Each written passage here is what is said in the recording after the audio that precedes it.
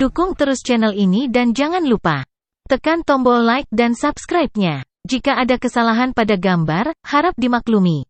Karena alur cerita novel dan komik sedikit berbeda. Ayo bunuh mereka semua. Ayo bunuh mereka semua. Ayo bunuh mereka semua. Prajurit kota salju lainnya telah mendapatkan kembali kekuatan mereka. Mereka berteriak keras sambil memakan es loli mereka. Suara mereka mengisap es loli bergema di udara. Mereka merasa sangat energi, seolah-olah mereka baru saja meminum 1 dosis Viagra. Mereka menatap para prajurit pasukan es dan mulai berlari ke arah mereka. Semua prajurit pasukan es tercengang. Beberapa dari mereka sangat ketakutan dan tidak bisa berbuat apa-apa selain jatuh dan merosot ke tanah. SS 0 XSS. Ini tidak mungkin. Mungkinkah es memiliki kekuatan untuk membantu seseorang mendapatkan kembali kekuatannya? Tiba-tiba, mereka berbalik dan mulai melarikan diri, berteriak, semuanya, pergi dan makan es. Itu bisa membantu kita mendapatkan kembali kekuatan. Es di gunung salju pasti es ajaib. Ada sumur di sana, es di dalamnya pasti sangat kuat. Mereka mulai mempertaruhkan hidup mereka untuk menggali es dari bumi, tidak peduli bahwa tentara kota salju mendekat. Melihat ini, jenderal terkejut. Jelas, es di tanah berbeda dengan es yang digunakan di es lilin. Es loli memiliki warna dan rasa yang harum. Jangan tertipu, teriak jenderal. Serang mereka. Es lilin tidak terbuat dari es di tanah. Dasar bodoh. Karena suara para prajurit kota salju terlalu keras, suaranya sendiri tidak terdengar. Para prajurit pasukan es telah turun ke dalam kekacauan. Tiba-tiba, jenderal memuntahkan darah dan jatuh ke tanah. Dia sangat sedih dan putus asa. Dia tidak pernah berpikir bahwa dia, seorang jenderal pasukan es yang terkenal, akan terjebak dalam kesulitan seperti ini. 50.000 tentara yang kuat telah dengan mudah dihancurkan oleh seorang pemuda dan beberapa ribu tentara biasa. Menghadapinya, kata Suke, kamu pasti ingin tahu apa itu es loli. Baiklah, aku akan memberitahumu. Itu terbuat dari minyak, kulit babi, cumi-cumi, pisang, dan susu. Dia menekankan pedang panjangnya ke dada jenderal, lalu menikamnya. Jenderal meninggal. Para prajurit kota salju menang. Poin tangguh bertindak Suke meningkat, hampir mencapai 40.000. Hanya ada beberapa ratus tentara pasukan es yang tersisa. Mereka berlarian, mencoba melarikan diri dari penangkapan. Seperti yang dikatakan Suke, setiap prajurit pasukan es akan dibunuh. Di dalam gua, Liu Jingning menjadi sangat marah. Retakan. Dia melemparkan cermin ke tanah. Benda berharga itu hancur berkeping-keping. Bintang tidak berguna, dia mengutuk. Jiang Hongyan, siapa pemuda itu? Dia menatap marah pada wanita lain. Hongyan perlahan membuka matanya dan tersenyum. Sudah kubilang ini akan terjadi. Katakan siapa pemuda itu? Liu Jingning menuntut. Dia berasal dari fraksi surga yang meledak. Fraksi surga yang meledak? Aku belum pernah mendengarnya. Liu Jingning mengerutkan kening. Sejak kembali ke Water Nation, dia sibuk menduduki semua kota besar. Dia tidak punya waktu untuk peduli tentang apapun yang terjadi di luar Water Nation. Hongyan berkata, dewa pembunuh tua dari Tiansa dibunuh olehnya. Saat itu dia hanya berada di level 8 dari tahap bayi asli. Apa? Liu Jingning benar-benar tercengang. Dan Kaisar Negara Api juga dibunuh olehnya. Liu Jingning tidak percaya dengan apa yang baru saja dikatakan kepadanya. Kaisar Negara Api dan Dewa Pembunuh Tua sama-sama dibunuh olehnya? Ini tidak mungkin. Seorang pemuda di tahap bayi asli berhasil membunuh 2 pria kuat di tahap transformasi bayi? Liu Jingning tahu bahwa Hongyan tidak akan berbohong padanya, terutama karena Liu Jingning akan dengan mudah mengirim seseorang ke negara api untuk memverifikasi kebenaran. Jika ini benar, maka saya akan menangkapnya hidup-hidup dan mengirimnya ke luar negeri. Bansi dari fraksi Utopia akan sangat senang. Saya sarankan agar Anda melepaskan ide untuk mencoba mengalahkannya. Dia memiliki tuan yang kuat yang bahkan kami, anggota keluarga Jiang, tidak berani memprovokasi, kata Hongyan, seolah dia sudah menebak apa yang Liu lakukan. Jingning sedang berpikir. Liu Jingning berkata dengan suara rendah, siapa? Duan Jiude. Wajah Liu Jingning menjadi pucat. Dia tidak bisa berkata-kata. Tepat pada saat itu, para prajurit kota salju sedang menyaring medan perang, mencoba mengais beberapa senjata yang masih bisa mereka gunakan. Situ berjalan menuruni tembok kota dan menuju Suke, masih menjilati es lilinnya. Cara dia menjilati es lolinya sangat sensual dan menggoda. Banyak tentara tercengang oleh pemandangan dan kecantikannya, dan tersipu. Mereka kemudian menundukkan kepala dan merasa malu karena telah memikirkan Situ sedemikian rupa. Situ, kenapa kamu menjilat, bukan mengunyah es lilin? Suke bertanya. Situ menjawab, es loli ini luar biasa. Rasanya sangat enak, jadi saya ingin menikmatinya dan menikmatinya secara perlahan. Begitu, sepertinya kamu memiliki lidah yang sangat fleksibel. Kamu mungkin akan hebat dalam memberikan blowjobs. Hah, Situ bingung. Dia tidak tahu apa yang dimaksud Suke dan menjawab dengan sopan, terima kasih, kamu juga. Maksudmu aku juga jago blowjobs? Ya. Selain itu, aku juga hebat dalam handjobs. Ketika aku masih di Fire Country, orang-orang bahkan memberiku julukan untuk keahlianku dalam handjobs. Dan blowjobs. Jika Anda tertarik, saya dapat menunjukkannya kepada Anda. Suke berkata tanpa malu-malu. Situ menjadi sangat penasaran dan bertanya, apa nama panggilannya? Suke kagum dan berkata, jari berkedip. Beberapa juga memanggil saya Elang Jiateng di Tony Oki. Setelah beberapa persiapan, Suke dan Situ akhirnya berangkat ke Tanah Suci. Pahlawan Zuge, saya pikir sebaiknya kita berhati-hati. Kemungkinan Ratu Es akan berada di Tanah Suci, kata Situ. Dia sudah mengatakan ini sebelumnya. Belum lama ini, Ratu Es pergi ke kota salju dan mencoba untuk memenangkan orang-orang di sisinya dengan menawarkan prospek hadiah yang sangat bagus. Dia telah ditolak, setelah itu dia kembali ke gunung salju. Dia tidak turun lagi sejak tadi. Sekarang, keseluruhan pasukan es telah dihancurkan. Cukup aneh bahwa dia belum muncul. Mungkin karena dia belum tahu apa yang terjadi. Atau, mungkin dia sudah tahu, kamu dan semua orang tetap di sini, aku akan pergi sendiri. Suke berkata dengan suara rendah. Lagi pula, bahkan permaisuri air yang kuat telah terjebak oleh batasan di sini. Dia harus berhati-hati. Kau ingin masuk sendiri? Situ tertegun dan dia menggelengkan kepalanya. Aku tidak mungkin mengizinkanmu. Di dalam terlalu berbahaya. Aku akan pergi bersamamu. Aku lebih suka kamu tidak. Karena Situ tidak sekuat itu, dia tidak akan banyak membantunya jika sesuatu yang berbahaya terjadi. Oleh karena itu, Suke lebih suka ide masuk sendirian. Pahlawan Zuge, jangan khawatirkan aku. Adalah tugasku untuk menyelamatkan permaisuri air. Ucap Situ tegas. Tuhanku, aku tidak mengkhawatirkanmu, aku hanya takut kamu akan menjadi beban bagiku. Ketika dia melihat bahwa Situ cukup bertekad, dia tidak punya pilihan selain setuju dengan enggan. Dia memerintahkan para prajurit untuk menunggu di luar, dan memasuki Tanah Suci dengan Situ. Tanah Suci sebenarnya adalah sebuah gua yang terbuat dari es yang menyerupai kuil kuno yang diukir jauh di dalam gunung. Pintu masuk tertutup salju tebal. Meskipun terlihat sedikit kumuh, itu juga memancarkan aura tempat suci. Keduanya berhenti di pintu masuk gua. Di depan mereka, ada pintu es besar. Hanya ada dua cara untuk membuka pintu. Satu membutuhkan garis keturunan, yang lain membutuhkan batu giok ini. Kurasa Ratu Es pasti telah mencuri batu giok semacam ini dari salah satu pejabat setia permaisuri air. Situ berkata, mengeluarkan potongan batu gioknya sendiri. Suke juga memiliki sepotong batu giok sendiri. Tetapi karena Situ telah mengambil miliknya, dia tidak perlu melakukan hal yang sama. Situ membersihkan batu giok di pintu. Bang! Sebuah pusaran muncul di pintu. Dengan batu giok di tengahnya, ia mulai tumbuh lebih besar dan lebih besar. Dalam sekejap mata, pintu es menjadi dinding air. Lalu tiba-tiba, batu giok itu tertelan dan ruang melingkar muncul. Pahlawan Zuge, silakan masuk, kata Situ. Dia melangkah keluar angkasa dan memegang batu giok itu sekali lagi. Suke mengikutinya. Tiba-tiba, pintu es tertutup di belakang mereka. Di depan mereka ada jalan panjang, gelap dan suram yang sepertinya tidak ada habisnya. Pahlawan Zuge, sebaiknya kita berhati-hati. Saya belum pernah ke sini sebelumnya, jadi saya juga tidak mengenal tempat ini, kata Situ dengan ekspresi yang sangat serius. Suke menggelengkan kepalanya. Saat masuk, dia sudah memerintahkan sistem untuk memindai tempat ini. Dia telah menemukan bahwa tidak ada batasan di sini. Situ saya sudah memeriksa dan cukup aman di sini. Semua pembatasan telah dihancurkan. Saya kira itu adalah perbuatan Ratu Es, kata Suke.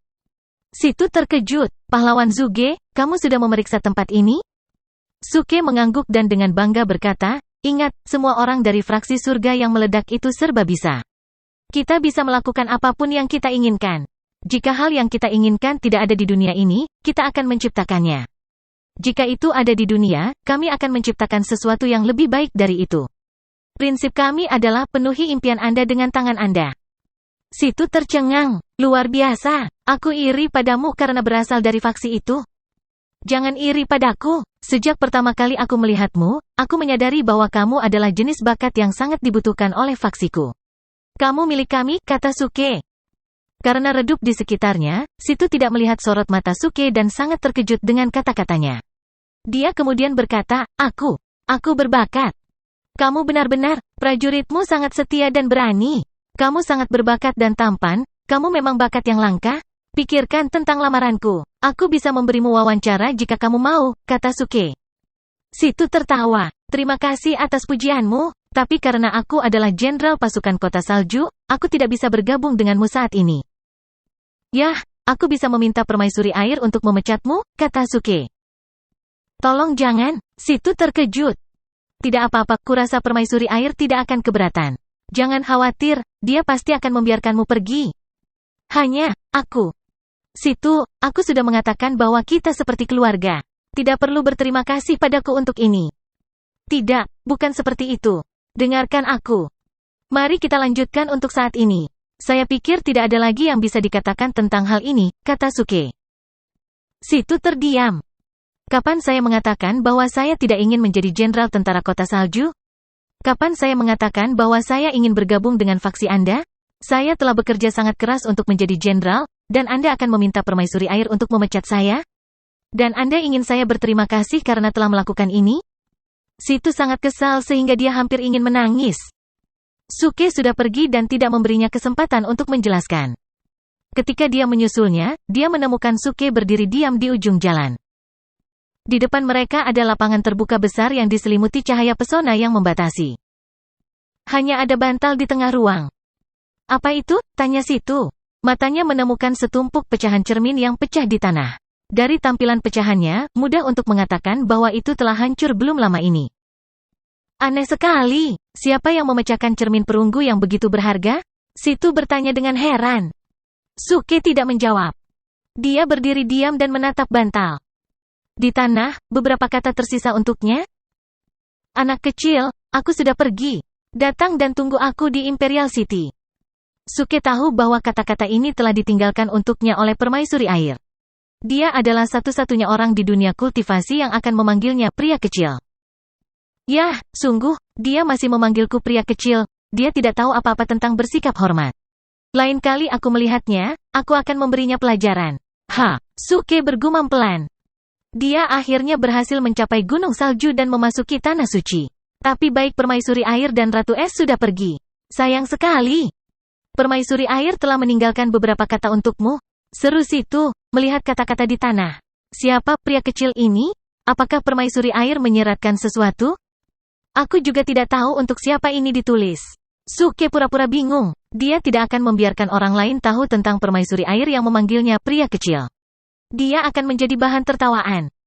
Pria kecil, dengan serius. Saya seorang pria besar dan saya memiliki penis besar. Situ, sekarang kita tahu bahwa permaisuri air telah meninggalkan tempat ini dengan selamat. Kita harus turun gunung dan ke kota kekaisaran, kata Suke serius kepada Situ. Situ mengangguk. Benar, Yang Mulia telah mengatakan bahwa dia akan berada di kota kekaisaran dalam waktu 5 hari. Kita bisa beristirahat selama 1 atau 2 hari. Setelah itu, kita akan berangkat. Apa? Kamu mau istirahat? Tidak, kita tidak bisa, kita tidak punya cukup waktu. Suke berkata, melambaikan tangannya. Pahlawan Zuge, ada rangkaian transportasi di kota salju. Itu bisa mengirim kita langsung ke kota yang sangat dekat dengan kota kekaisaran. Dari sana, kita hanya perlu waktu kurang dari sehari untuk tiba di kota kekaisaran, Situ dikatakan. Bukan itu maksud saya. Yang ingin saya katakan adalah bahwa kita harus memimpin tentara kita dalam pawai menuju ke kota kekaisaran. Kita harus mengambil kembali semua kota yang hilang di sepanjang jalan dalam 5 hari. Semoga kita dapat bertujuan untuk merebut kembali 2 kota per hari, kata Suke. Apa? Situ tercengang. Mengambil 2 kota kembali sehari, untuk merebut kembali seluruh negara air dalam 5 hari? Apakah kamu bercanda? Ratu Es menghabiskan hampir 10 hari menyuap semua bangsawan. Dia juga memiliki pasukan yang sangat kuat bersamanya. Dan Anda ingin merebut kembali kota dalam waktu 5 hari hanya dengan beberapa ribu tentara?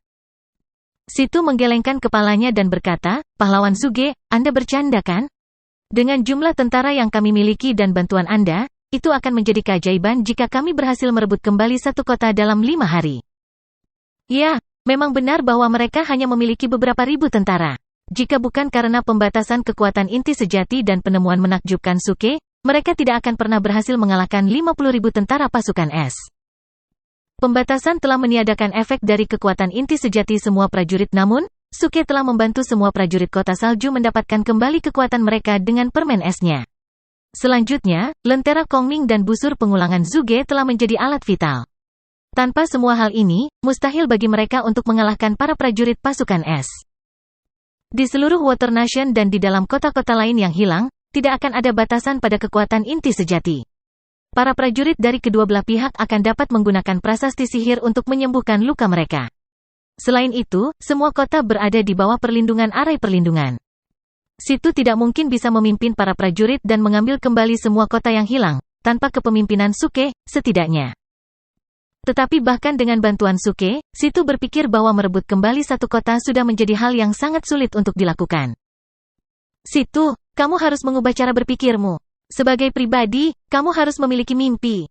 Seorang pria tanpa mimpi seperti ikan mati, kata Suke.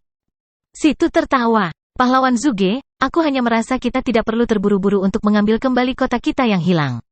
Mari kita fokus pada satu kota dulu dan mengambilnya kembali dalam 5 hari. Saya pikir permaisuri air pasti akan senang dengan itu. Situ, kata Suke. Pahlawan Zuge, saya percaya bahwa Anda kuat. Tetapi sebagai jenderal, saya harus bertanggung jawab atas kota saya dan tentara saya. Mendengar ini, Suke merasa agak sedih. Pada kenyataannya, dia benar-benar dapat mengambil kembali semua Water Nation sendirian. Tetapi jika dia ingin mengambil kembali semua kota lain yang hilang juga, dia akan membutuhkan setidaknya beberapa ribu tentara untuk membantunya. Dia ingin menyajikannya sebagai kejutan besar bagi permaisuri air ketika dia kembali. Ketika dia berada di Menara Jiwa, dia telah melakukan banyak hal untuk menyenangkan permaisuri air, tetapi permaisuri air tidak menunjukkan penghargaan apapun kepadanya. Itulah mengapa dia sangat ingin mengambil kembali semua kota yang hilang dalam waktu 5 hari. Dia ingin menyenangkan permaisuri air lagi. Tapi dia tidak pernah berpikir bahwa Situ akan begitu keras kepala. Suke kemudian berkata, Situ, Anda tinggal di kota salju. Saya akan membawa beberapa ribu tentara bersama saya untuk mengambil kembali sebuah kota. Jika saya gagal melakukan itu dalam sehari, saya akan segera kembali ke kota salju. Lakukan Anda setuju? Situ berpikir dengan hati-hati dan berkata, berapa banyak orang yang kamu butuhkan? Sekitar 3.000. Jangan pedulikan makanan dan obat-obatan, saya punya cukup untuk mereka, kata Suke. Sepakat, kata Situ. Lagi pula, dia telah mengatakan bahwa dia akan kembali jika dia gagal mengambil kota kembali dalam sehari. Tetapi Situ tidak tahu bahwa Suke terkenal karena melanggar janjinya sendiri. Faktanya, dia telah memutuskan bahwa dia akan mengambil kembali semua kota yang hilang di sepanjang jalan menuju kota kekaisaran. Segera, Suke dan Situ kembali menuruni gunung dengan sisa prajurit kota salju. Malam itu, mereka mengadakan pesta untuk merayakan kemenangan mereka. Yang mengejutkan Suke, Budfest sudah menyelinap ke kota. Dia tanpa malu-malu mengatakan bahwa dia juga telah memberikan kontribusi besar untuk pertempuran ini, dan bahwa dia pantas diperlakukan dengan makanan lezat. Orang-orang di kota sudah tahu tentang Budfest, jadi mereka semua memberinya makanan untuk dimakan.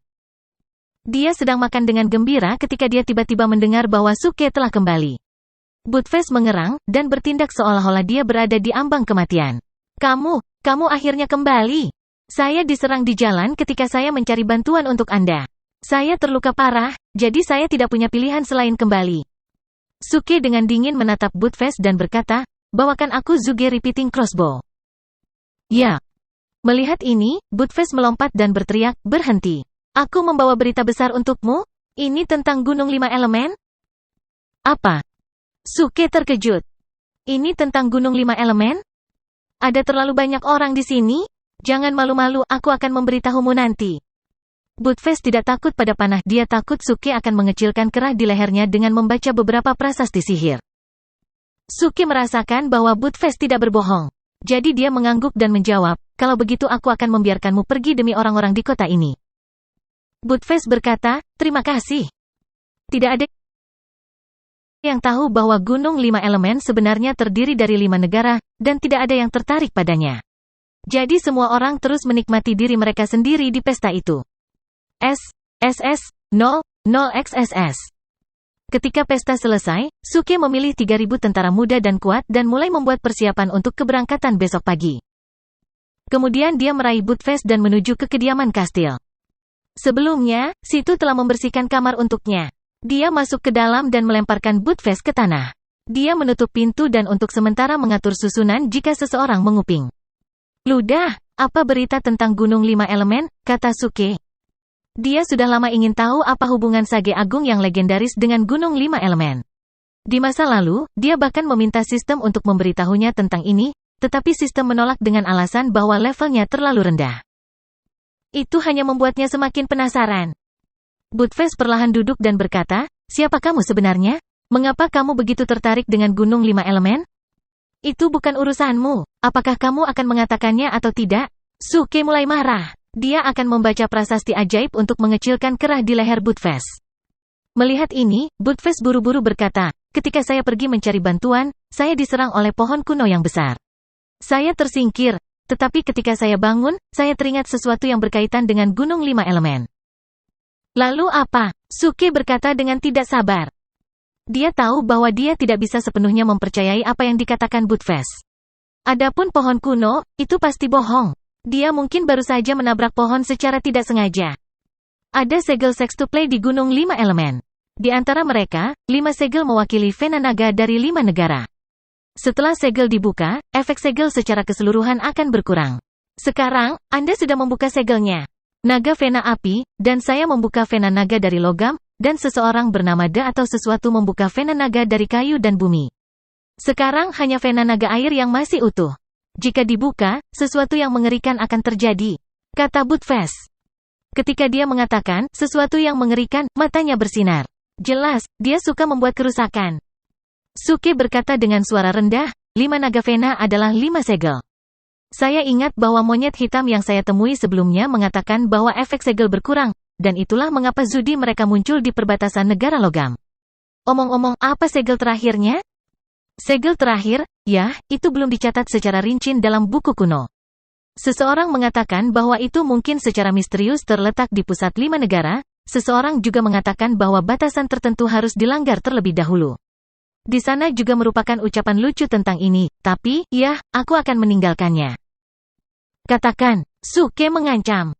Buttfast berkata, seseorang pernah berkata bahwa ketika 5 Vena Naga semuanya rusak, Vena Naga terakhir akan terungkap jika rune di puncak Gunung 5 Elemen terkoyak. Betapa lucunya ini. Saya pikir kedua ucapan tersebut disebutkan. Sebelumnya terdengar lebih masuk akal. Diam, Suke berkata dengan marah. Menurutnya, ucapan terakhir terdengar paling masuk akal. Dalam dongeng, Sage Agung telah diselamatkan ketika Biksu Tang merobek rune dari Gunung Wuzi. Ada begitu banyak ucapan berbeda tentang Gunung 5 Elemen. Suke masih berpikir ada kemungkinan besar bahwa Sage Agung mungkin berada di bawah Gunung 5 Elemen. Aku sudah mengatakan apa yang ingin aku katakan. Aku harus tidur sekarang, tolong keluar. Buttfast menguap.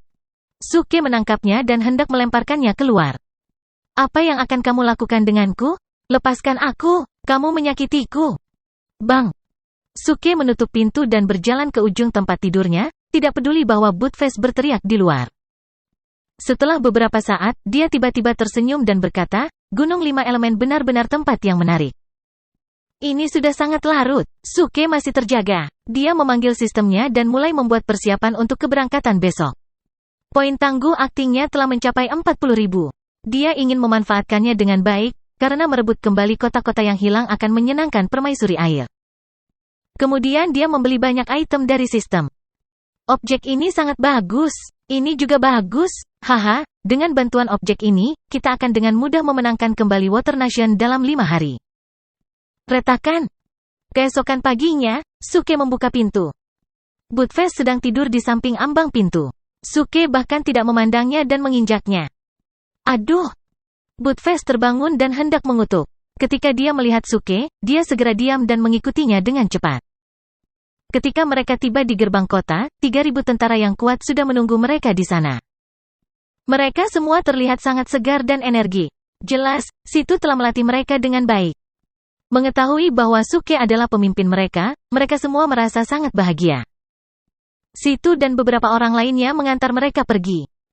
Ketika mereka melihat Suke dan Bufes berjalan ke arah mereka, mereka semua memberi hormat. Situ mengangguk ke Suke, menandakan bahwa semuanya telah disiapkan. Tidak ada makanan, tidak ada peralatan canggih, tidak ada obat-obatan, hanya 3.000 tentara. Situ tahu bahwa tidak mungkin bagi Suke untuk mengambil satu kota kembali setiap hari. Dia tahu bahwa dia tidak begitu berpengalaman di medan perang. Mungkin setelah upaya ini, dia akan bisa belajar beberapa pelajaran tentang pertempuran. Suke tidak peduli tentang ini sama sekali. Dia memiliki cukup makanan dan obat-obatan di gudangnya. Bagus, kita tidak punya banyak waktu, jadi mari kita mulai sekarang. Tapi aku ingin mengatakan sesuatu dulu.